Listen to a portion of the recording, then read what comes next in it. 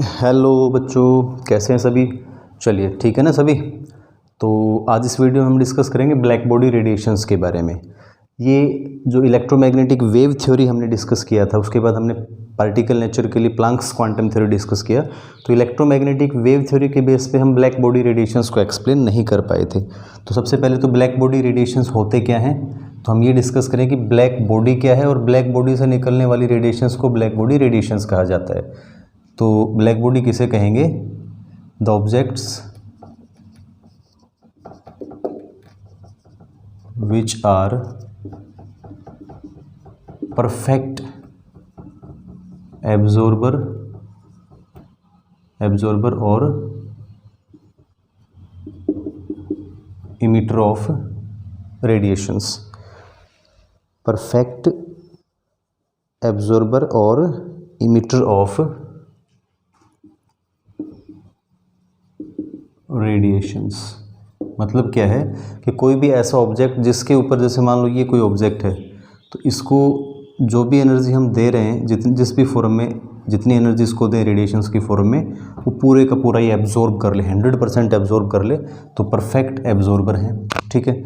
और बाद में जो लिया उसको फिर ये धीरे धीरे कुछ अलग अलग अमाउंट्स में, कुछ अलग अलग फ्रीक्वेंसीज़ की वैल्यू में उन रेडिएशंस को फिर पूरा का पूरा जितना लिया उतना ही छोड़ेंगे वापस, तो परफेक्ट इमिटर उनको हम बोल सकते हैं। तो ऐसे ऑब्जेक्ट्स को हम बोलते हैं ब्लैक बॉडी। और ठीक है, और ब्लैक बॉडी से जो रेडिएशंस निकलेंगे, इसने ले लिया, उसके बाद ये जो छोड़ेगा उन रेडिएशंस को हम बोलेंगे ब्लैक बॉडी रेडिएशंस। ठीक है, समझ रहे हो भाई?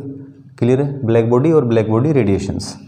अब दिक्कत क्या है, देखो, यदि हम इलेक्ट्रोमैग्नेटिक वेव थ्योरी के अकॉर्डिंग, जैसा कि वहाँ पे बताया गया था कि भी रेडिएशंस किसी भी ऑब्जेक्ट से कंटिन्यूसली निकलते हैं या कंटिन्यूसली एब्जॉर्ब होते हैं, तो फिर हम एक एग्जांपल लेते हैं, उसको एक्सप्लेन नहीं कर पाएंगे, ध्यान से समझना।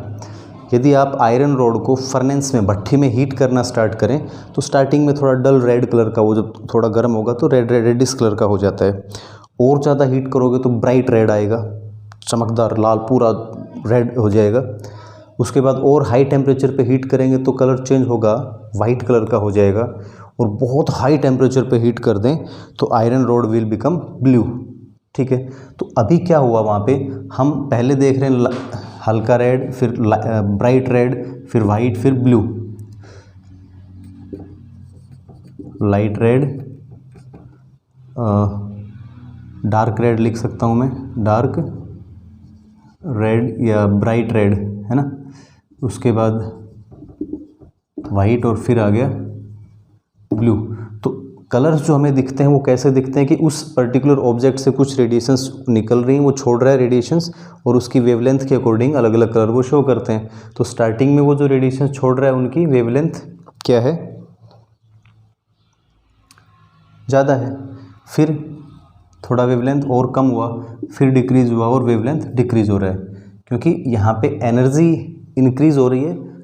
ठीक है। रेड कलर की वेवलेंथ सबसे ज़्यादा होती है और ब्लू कलर की था ना, विबग्योर, तो रेड की वेवलेंथ सबसे ज़्यादा और इधर ब्लू की वेवलेंथ कम। तो वेवलेंथ डिक्रीज़ हो रही है, इसका मतलब एनर्जी, वेवलेंथ और फ्रीक्वेंसी इन्वर्सली प्रोपोर्शनल होते हैं। तो लगातार इनकी एनर्जी, हाई एनर्जी की रेडिएशंस ये छोड़ रहा है। इसका मतलब क्या हुआ कि स्टार्टिंग में वो कम, लो एनर्जी की रेडिएशंस, लो एनर्जी थी उसके पास, एनर्जी जो एब्जॉर्ब कर रहा था वो कम होगी, इसीलिए कम एनर्जी की रेडिएशन छोड़ रहा है, हाई वेवलेंथ की रेडिएशन छोड़ रहा है। बाद में फिर उसने ज़्यादा एनर्जी ले ली, हमने टेम्परेचर और ज़्यादा किया तो फिर वो हाई एनर्जी वाली रेडिएशन छोड़ रहा है। और ज़्यादा हीट किया तो और ज़्यादा एनर्जी की रेडिएशंस, बहुत ज़्यादा गर्म कर दिया तो बहुत हाई एनर्जी वाली रेडिएशंस छोड़ रहा है। तो इस तरह से आप देखिए कि वहाँ पे अलग अलग टाइप की, अलग अलग वेवलेंथ या अलग अलग फ्रीक्वेंसी की रेडिएशन जब वो इमिट कर रहा है, तो इसका मतलब उसका अमाउंट ऑफ एनर्जी जो वो इमिट कर रहा है वो क्या हो रहा है, अलग अलग एनर्जी की रेडिएशन वो छोड़ रहा है। तो क्या हो गया, हमारा इलेक्ट्रोमैग्नेटिक वेव थ्योरी तो फेल हो गया। उसने तो ये कहा था कि भाई कोई भी सब्सटेंस लेगा या देगा, लेकिन कंटिन्यूसली एक ही फ्रीक्वेंसी पे लेगा, एक ही फ्रीक्वेंसी पे छोड़ेगा। ऐसा तो नहीं हो रहा है यहाँ पे। तो इस चीज़ को 1900 में, कहाँ कब भाई, 1900 में मैक्सवेल ने एक्सप्लेन किया। जेम्स मैक्सवेल जो साइंटिस्ट था आपका, उसने इसको अच्छे से एक्सप्लेन किया फिर, और ये बताया कि भाई इलेक्ट्रोमैग्नेटिक वेव थ्योरी के अकॉर्डिंग हम नहीं चलेंगे, हम प्लैंक्स क्वांटम थ्योरी के अकॉर्डिंग चलेंगे, जहाँ पे जो पार्टिकल है, जो ऑब्जेक्ट है, वो एनर्जी एब्जॉर्ब करता है या इमिट करता है in the form of packets of energy, bundles of energy. ठीक है, तो ध्यान रखना, ब्लैक बॉडी रेडिएशंस जो फिनोमिना है उसको एक्सप्लेन नहीं कर पाओगे आप इलेक्ट्रोमैग्नेटिक वेव थ्योरी के अकॉर्डिंग। आप उसको particle theory, Planck's quantum theory के बेस पे एक्सप्लेन कर सकते हैं। समझ में आ गया होगा सभी को। इसको दोबारा एक दो बार चला के देख लेना। मैं फिर बता रहा हूँ कि यहाँ पे हमने आयरन रोड को हीट किया तो शुरू में हल्का रेड, फिर तेज़ या ज़्यादा रेड कलर, फिर वाइट कलर और फिर ब्लू कलर। तो लगातार उसकी फ्रीक्वेंसी क्या हो रही है, इंक्रीज़ हो रही है। और फ्रीक्वेंसी इंक्रीज होने का मतलब एनर्जी इंक्रीज हो रहा है। तो एक ही सब्सटेंस, एक ही ऑब्जेक्ट अलग अलग एनर्जी की, अलग अलग फ्रीक्वेंसी की रेडिएशन छोड़ रहा है।